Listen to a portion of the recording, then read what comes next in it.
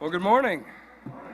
It is good to see everyone here this morning. You know, it strikes me that today feels kind of like a reunion of sorts. There is at least half a dozen people here this morning who we've not been able to fellowship with in a while. A handful of people moved away and are back in town. There's people who have been gone for months with medical and health issues that are back with us this morning. And I don't want to try to name because I know at least a half dozen. I'll miss some. But man, back in September we focused on the church being a reflection of heaven, being a sense of what heaven is to be one day. And that's a little bit more true for me this morning as we see a reunion of people we haven't seen in a long time. And I'm just about straight giddy but for it. And imagine some of you are too who have invested with those that we're here, and we look forward to some fellowship time. After I get done talking, we can get to that too. And it's always good to be together as the family.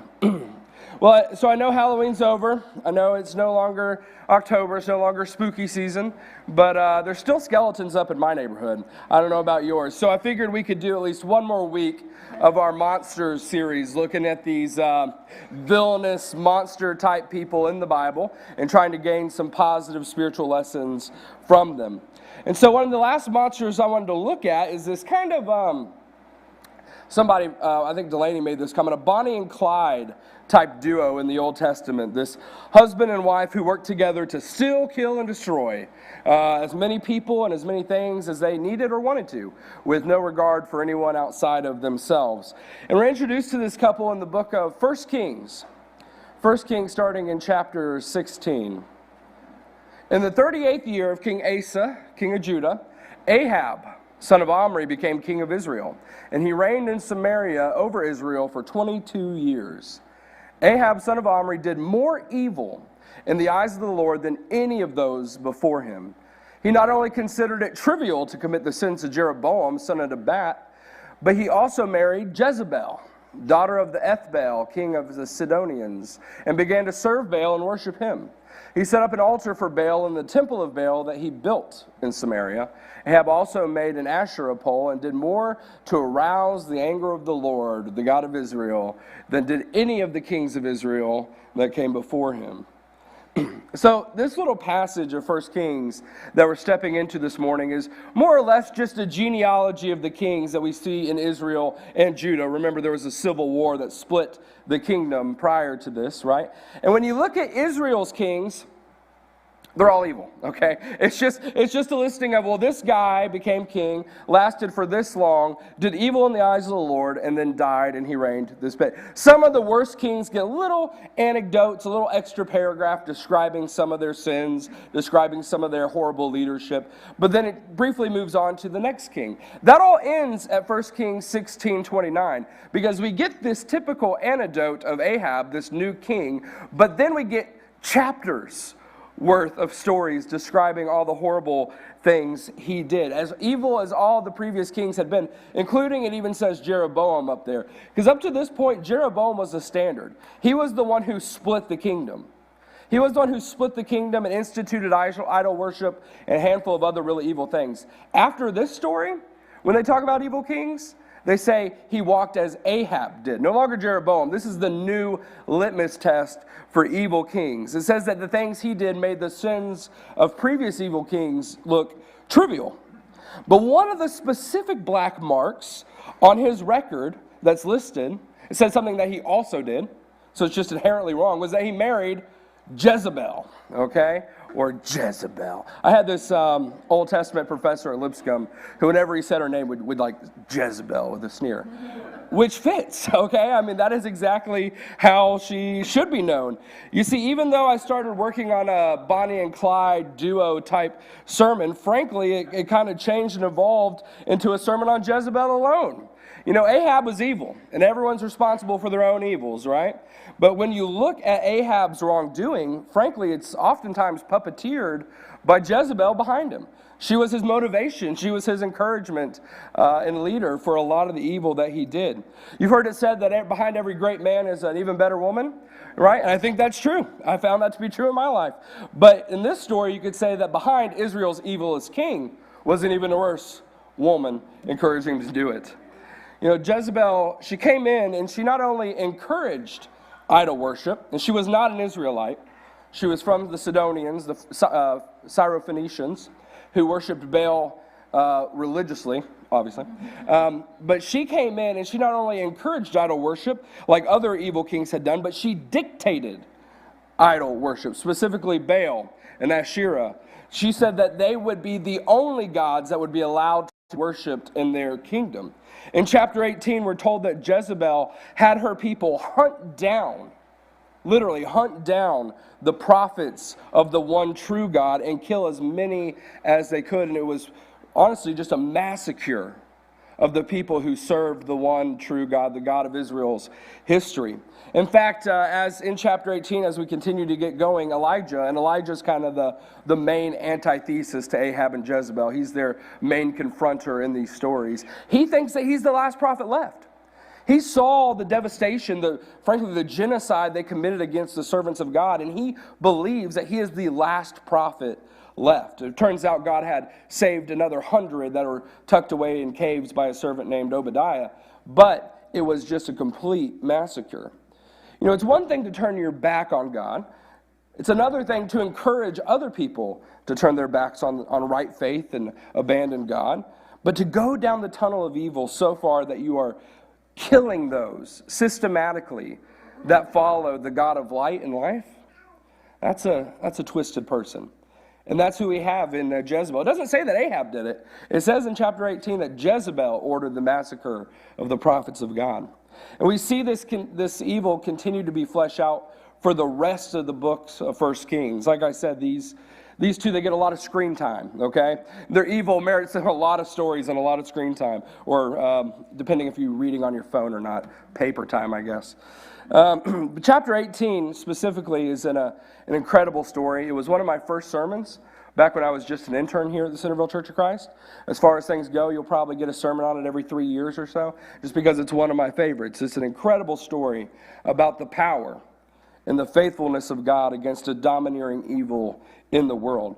But to give you too short a summary this morning, and many of you will remember this, God shows up on Mount Carmel and defeats Baal in splendid fashion in a kind of battle of the gods, if you will, where they set up Elijah versus 450 prophets of Baal, whose God will send fire to burn up the sacrifice first, right? And you remember what happens.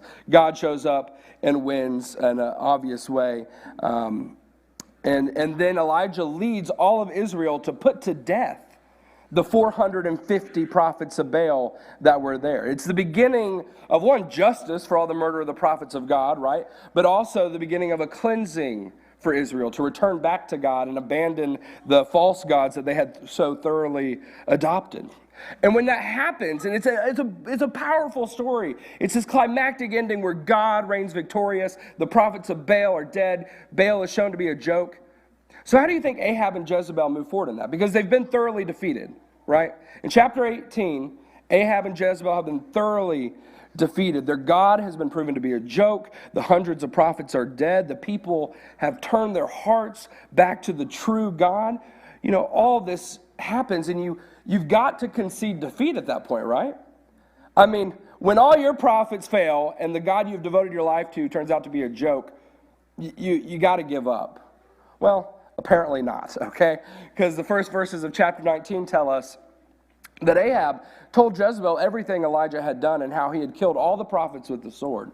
So Jezebel sent a messenger to Elijah to say, "May the gods deal with me be it ever so severely, if by this time tomorrow I do not make your life like the life of one of them." In other words, you're going to be dead by morning, right? You know, even after losing so badly, Jezebel refuses to relent. She's just been shown that her God that she follows with her whole life is no more than a piece of stone. And instead of repenting and turning to worship the real God who has just shown this miraculous power, she doubles down on her sin. Instead of repenting, she doubles down on her sin and sends death threat to what she thinks is the last of God's servants. And it's just such brazen sin and evil. And man, I kind of wonder, do you know anybody like this? Not someone out to kill preachers, okay? Not like that. But someone who refuses to make the right choice even when it becomes abundantly clear that it is the right thing to do? Do you know someone who refuses to make the right choice even when it becomes abundantly clear that it is the right thing to do? And, and why don't they choose the right thing? Why don't they move forward in righteousness? Well, so often it's as simple as it's not what they want, right? Maybe you know someone like this. It's not what they want. It doesn't fit their agenda. It doesn't benefit them in any way. So they continue to go down this obviously wrong path. Now, let me just recall for you a second last week, right? Last week we talked about a different piece of royalty, a different wicked and evil person who existed as a king over a lot of people, King Nebuchadnezzar. And we saw how God interrupted his wicked life to show him the better ways of God, right? There was 3 different stories about how God broke in and interrupted Nebuchadnezzar's wicked ways to show him a better path, which is exactly what's happening to Jezebel right now, right?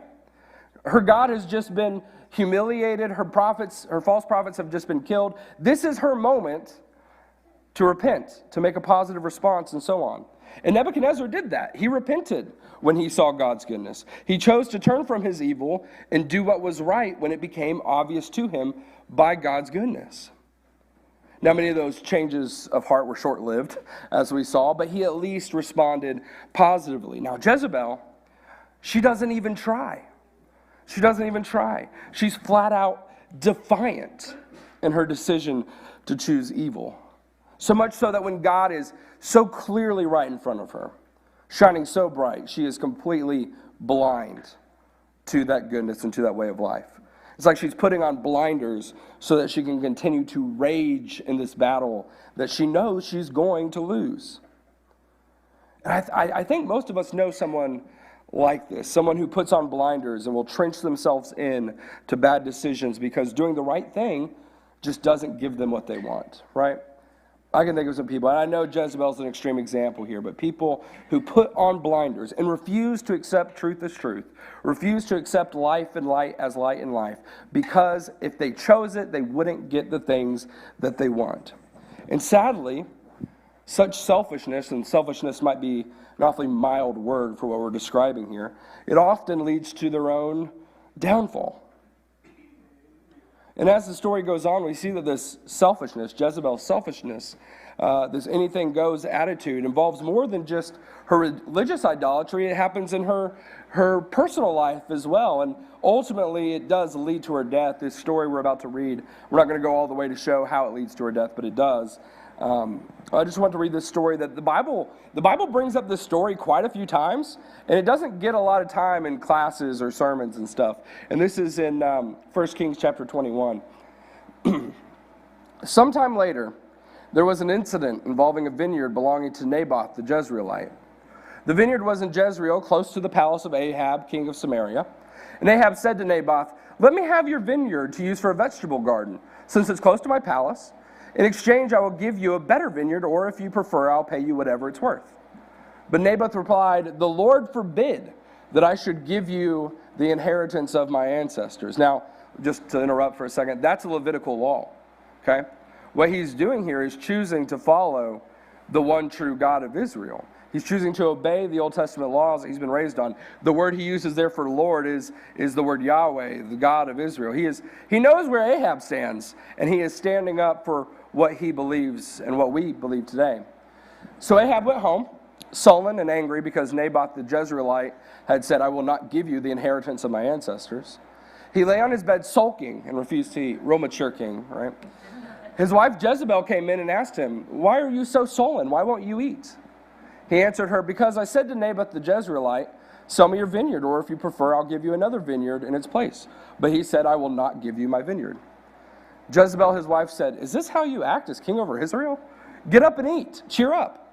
I'll get you the vineyard of Naboth the Jezreelite."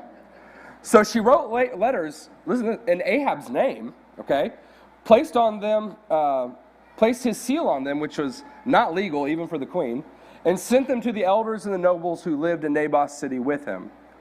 In those letters she wrote, "Proclaim a day of fasting and seat Naboth in a prominent place among the people. But seat 2 scoundrels opposite him and have them bring charges that he has cursed both God and the king. and then take him out and stone him to death. So the elders and nobles who lived in Naboth's city did exactly as Jezebel directed in the letters that she had written to them. So once again, it's the same selfish attitude that says, I don't care what's right. I don't care what's wrong. I want what I want, and I'm going to get it by any means necessary, right? I don't care who's the true God. I don't care if you slaughter my prophets. I don't care if you proved my God to be just a hunk of metal. No, I want what I want, and I will do what I have to get it. The fact that her husband Ahab was just going to simply not accept getting what he wanted, even if he was being a little ridiculous about it, the fact that he was just going to accept not getting what he wanted was ridiculous to her. She thought to herself, how in the world will you not just go out and get what you want? I'll do it for you. We'll just kill him, and you can get it however you want it. It doesn't matter. Murder and evil were simply a path that she'd take, completely unbothered, to get whatever she wanted. And hopefully I don't have to point this out, but what do we call that? Evil, right? That's a monster, right? That's of Satan. As Christians, put it this way, as Christians, we do not have the convenience of not caring what methods we take to accomplish our goals, right? The paths we take to accomplish our goals matters. We can't just choose to do evil to get what we want, right? And this is a little bit of a segue off of Jezebel's story, but even if what we want is good, even if what we want is righteous, even if it is a godly conclusion we're striving towards, the Bible is pretty clear that the ends don't justify the means. We do not just get to pick an unrighteous path because we want something righteous at the end of the journey, okay? There are not enough excuses that we can make to justify doing wrong. Now, Jezebel's excuses were obviously shallow and selfish. Oh, my husband wants this, so I'll murder a guy so he can have it, okay? That's obviously dumb and extreme. But what kind of excuses do we give to participate in sin? What kind of excuses do we give to choose wrong so that we can have what we want? We get some pretty elaborate excuses, don't we? As a preacher, I've heard a lot of them. I've come up with plenty of them myself, right? That there are a lot of things I can maneuver around because I want what I want, and if I just think about it in this way and not that way, then I can dip into sin a little bit if it gets me what I want. But if we look deeper, we can typically discover that our reasons are almost always grounded in selfishness or pride or some other vice. And in Jezebel's story, we see that she leads others into that sin as well. She leads her husband to do these kind of things. I'm not actually sure Ahab knew what happened, but he knew that the guy wound up dead and that he could take the land, and he was pretty happy to go collect his bounty, right? And there's the other stories as well. She leads the nation of Israel in all sorts of evil. Her obstinate decisions to choose sin over and over again drag others into a path of evil as well. And so we can see here why Jezebel has developed such a reputation, right? Why she's not just Jezebel, but Jezebel. Even in our world today. Her name is associated with all sorts of, I don't know why I wrote this word down in my notes, but because it really does associate with her name, but harlotries. Her name is just associated with harlotries and evil and all sorts of sin. Thousands of years later, and on the opposite side of the world, you can call someone a Jezebel if you think that they're being this deceitful, manipulative, horrible person. And maybe that's fair. Maybe she deserves that kind of reputation, genocide of the God's prophets and leading a whole nation into idolatry and cold-blooded murder. It's probably worth a pretty bad reputation that can last a few thousand years. But at some level, I see that spirit of Jezebel in most everyone, to an extent, right? She refused to submit to God in just about every aspect of her life. She was defiant against God and chose her own desires over what was right or what was good or what was righteous. Now, very few people do that with their whole life like Jezebel did. But almost everyone does it, at least in certain parts, don't we? And I'll ask it this way. What are the areas in your life where you have blinders on to keep you from following the will of God? And what elements of our life have we put on, that dark mask so that we wouldn't have to be confronted with God's will, so we wouldn't have to be confronted with what the Bible says, so we wouldn't have to know what we were supposed to do so that we can keep on doing what we want? Is there a little sliver of your life maybe where you don't really want God all that involved, where you want to do things your way, regardless of what anyone else or the Bible might say? Maybe it's your work life. Maybe at work, you're a whole different person than you are at home or at church, for that matter. And you don't really want God to interrupt and intrude on that because you kind of like how that goes. Or maybe it's your finances. Maybe God is calling you to manage your money in a certain way, but you'd rather not think about that because you like to do it your way. It could be your sex life. It could be how you engage with your family. It could be your political ideologies. It could be a million different things, okay? If there's an element in your life that you are blocking God out from because you know that what He wants contradicts what you want, that is the spirit of Jezebel in our lives, right? It's the one that ignores what God is saying, ignores what God is doing, so I can continue to do what I want. And I know there are places in my life that's the case, in my personal life, in my social life, in my professional life, where God's call, it presses on some nerves. It presses on some nerves. It tells me that, hey, you got to let go of this. And it's something that, man, I really do not want to let go of. Or it calls me to do something that's outside of my comfort zone. It calls me to do something that's completely inconvenient. And man, it is tempting to just tune God out, right? To just if I ignore the whisper of the Holy Spirit, if I ignore the remembering of those memory verses long enough, I can get through it, and then I can feel guilty later maybe or whatever. It's tempting to tune God out, to pretend like you don't hear it, to pretend like you don't see it, and choose what we want to do instead. That's just the human condition, I think. But we get to this point where we have to decide, okay? We have to decide. Am I going to defy God? And really that's what it is. Am I going to defy God and do what I want, regardless of what He wants or regardless of who it might hurt, as in Jezebel's stories? Or will I humbly submit myself to the will of God, regardless of what I think or what I want? Now, I'll let you do the reading on your own today, and it actually bleeds all the way into 2 Kings.